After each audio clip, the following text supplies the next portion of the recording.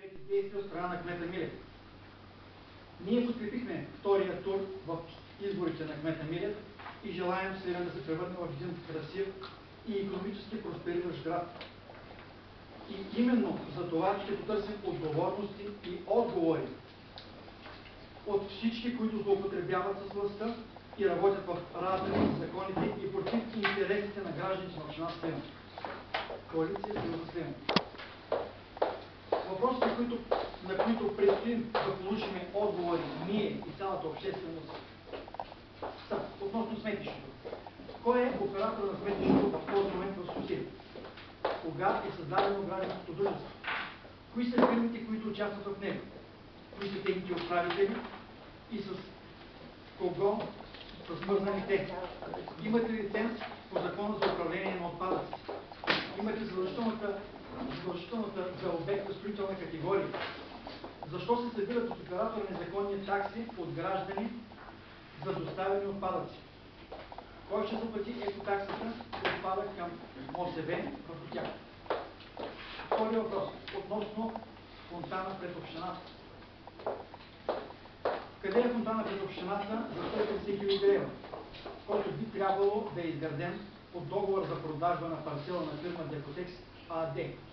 Какви мерки са предприети в кмета? И какви ще предприемем? Относно Битак.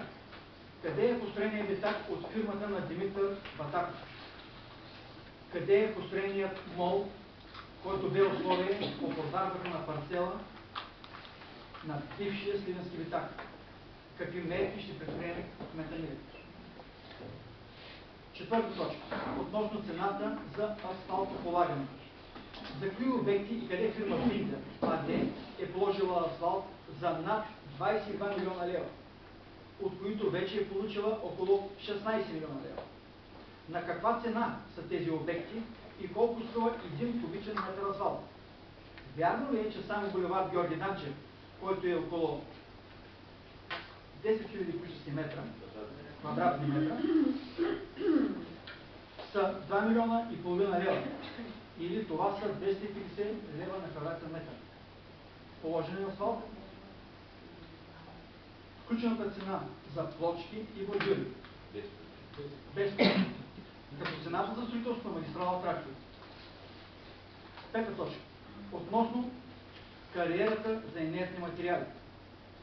Вярно ли е, че фирма Биндер АД няма концесия за добив на инертни материали за кариерата им до селата Стропец и Бинкос?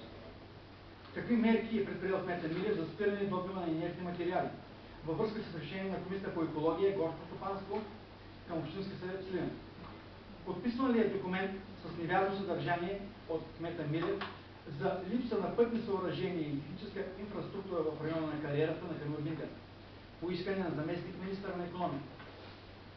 Вписана ли е въпросната кариера в регистъра на концесии?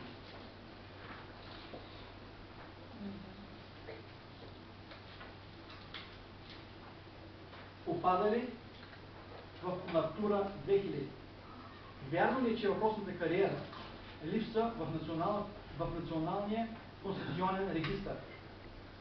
Как от незаконна кариера се добиват милиони кубически метра законна фракция?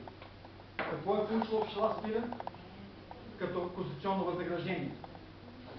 Шести въпрос. Относно зимното поддържане. Колко пари са платени за зимно поддържане за 2011-2012 година? На кои фирми? Каква работа е възложена и не разплатена? Седма точка. Какво налага да се отказват на общински съветници информация и достъп до документи, пряко свързани с дейността им? Коалиция Съюз за Сливен знае отговорите на поставените въпроси и има подготвени още над 15 конкретни такива, които ще бъдат зададени, след като получим официални отговори на сега поставените въпроси. Коалиция Съюз за Сливен.